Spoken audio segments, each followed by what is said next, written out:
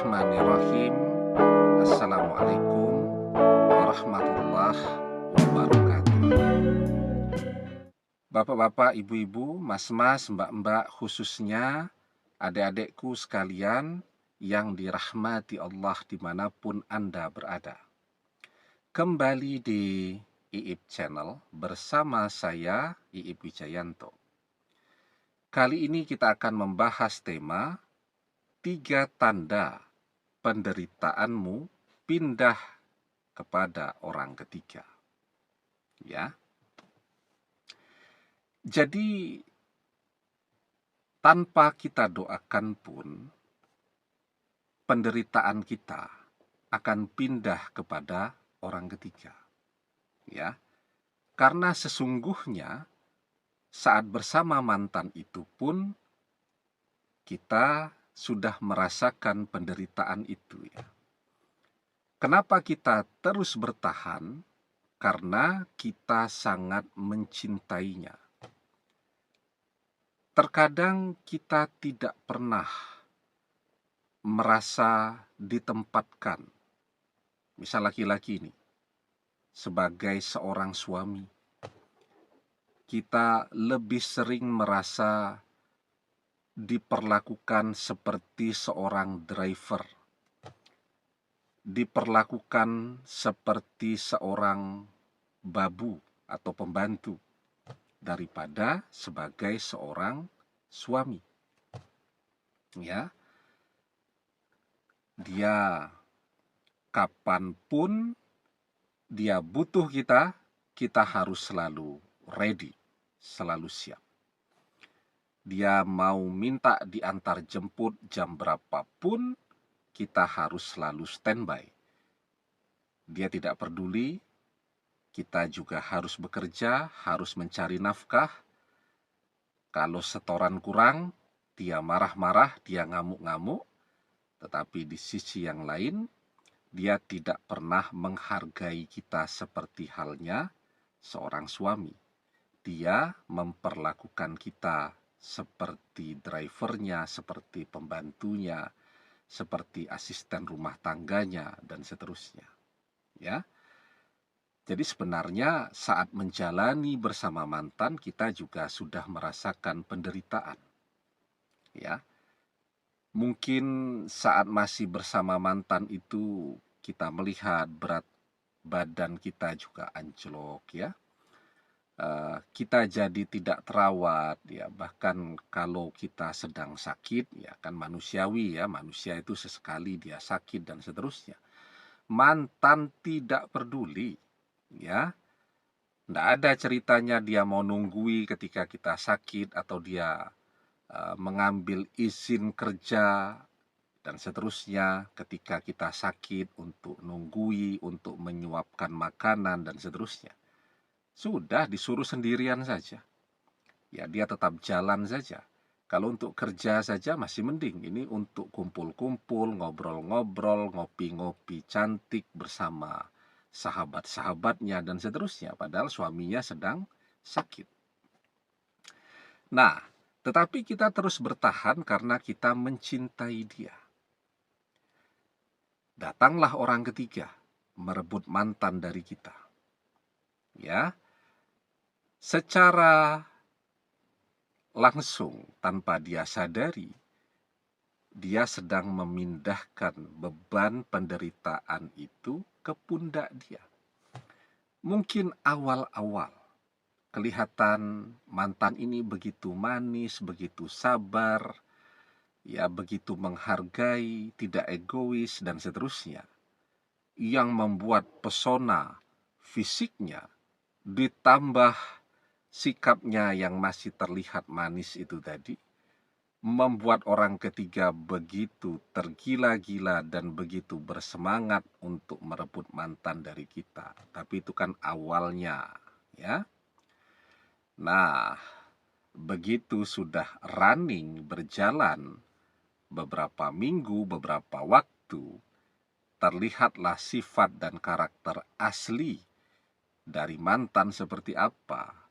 Mantan itu orangnya egois, mantan itu orangnya keras, mantan itu orangnya temperamental, emosional, ya.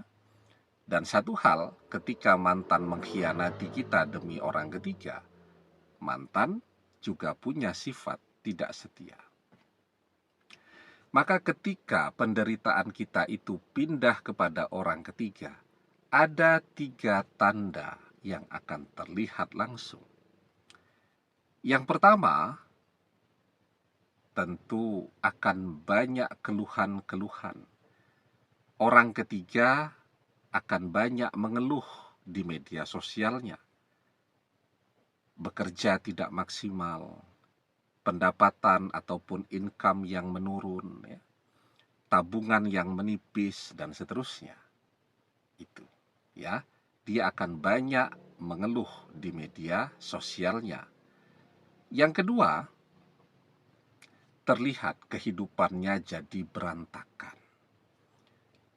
Dari cara berpakaiannya saja, ketika awal-awal dia mendekati mantan, terlihat cara berpakaiannya sangat perfect, sangat modis, sangat keren, ya. Tapi seiring perjalanan waktu, sekarang terlihat betapa berantakannya orang ketiga. Cara berpakaiannya sudah jadi kacau balau, ya. Kemudian hidupnya juga terlihat berantakan, pekerjaannya jadi kacau balau, dan seterusnya. Nah, itu menunjukkan bahwa orang ketiga mulai merasakan penderitaan seperti yang kita rasakan. Kan kita sudah merasakan tuh, mantan tuh orangnya egoisnya luar biasa.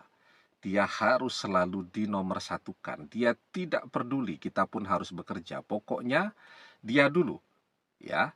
Nah, sekarang akan terlihat pada orang ketiga jadi kacau balau, jadi berantakan, ya. Kehidupan orang ketiga yang sebelumnya begitu tertata, termanajemen dengan baik, masuklah mantan ke dalam hidupnya, semuanya jadi kacau balau. Kemudian yang ketiga, yang kita rasakan juga saat bersama mantan, kan kita selalu disuruh, kalau orang bekerja itu overtime, ya. Saat semua orang sudah kembali dari pekerjaan beristirahat, kita masih disuruh ke sana kemari, disuruh mengerjakan begitu banyak hal, ya, yang sebenarnya itu pekerjaan dia, tetapi dipasrahkan untuk kita mengerjakannya, dan seterusnya. Nah, orang ketiga juga akan merasakan itu, dan itu akan berdampak kan kepada perubahan fisiknya. Orang ketiga terlihat jadi kurus kering sekarang, ya.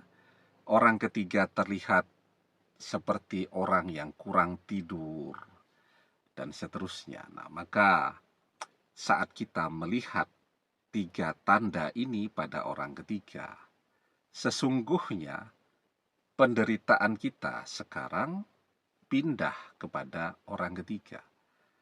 Dan sebaliknya, sekarang kita bahagia. Kita tidak mengeluh lagi di media sosial kita. Orang ketiga yang banyak mengeluh.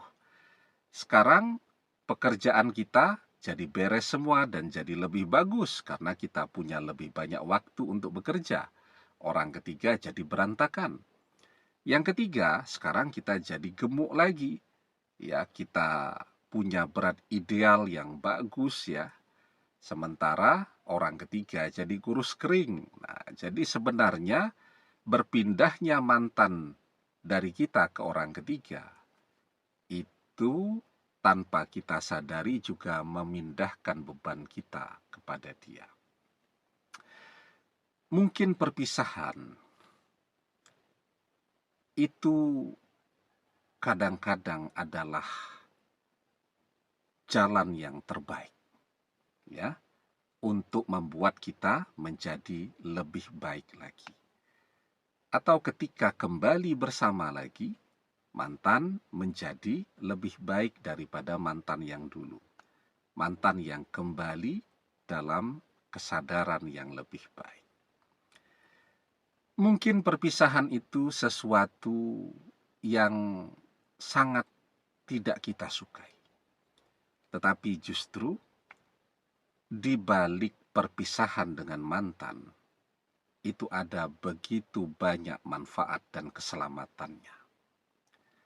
Dan kita bisa mengetahui hikmah dari perpisahan itu setelah beberapa waktu perpisahan itu terjadi. Maka di dalam surat Al-Baqarah ayat 216 kita diajarkan, wa asa an takrahu say'a wa huwa khairul lakum wa asa an tuhibbu say'a wa huwa sarrul lakum wallahu ya'lamu wa antum la ta'lamun.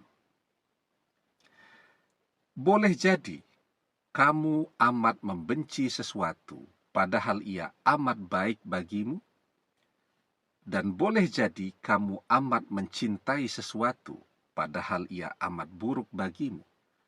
Allah Maha mengetahui, sedangkan kamu tidak mengetahui. Ya, yang perlu kita lakukan adalah bersabar sekarang, karena di balik perpisahan itu akan ada begitu banyak keberkahan, kemudahan, dan keselamatan yang akan kita dapatkan. Jadi perpisahan itu tidak seburuk apa yang kita bayangkan. Bahkan mungkin jauh lebih baik daripada bersama tetapi terus bertengkar yang membuat segala sesuatunya menjadi kacau balau. Saat perpisahan itu terjadi, kita bisa menata hidup kita kembali menjadi lebih baik.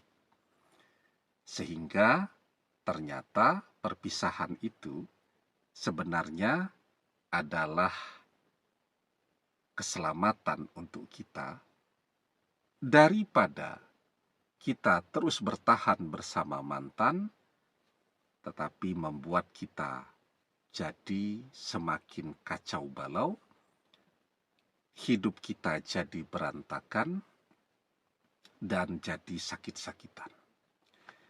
Maka apapun keadaan pada diri kita, bersama mantan ataupun dikhianati oleh mantan, kita harus selalu bersyukur. Ya, karena dengan bersyukur itu akan membuat hidup kita menjadi semakin berkah. La'in syakartum la'azidannakum wala'in kafartum inna azabil lasyadid. Allah Subhanahu wa ta'ala mengajarkan kepada kita, jika kalian pandai bersyukur, maka akan aku tambahkan nikmatku atas kalian. Tetapi jika kalian tidak pandai bersyukur, maka sesungguhnya azabku sangat pedih. Demikian, semoga bermanfaat. Wallahu a'lam bissawab, billahi taufiq wal hidayah. Assalamualaikum warahmatullahi wabarakatuh.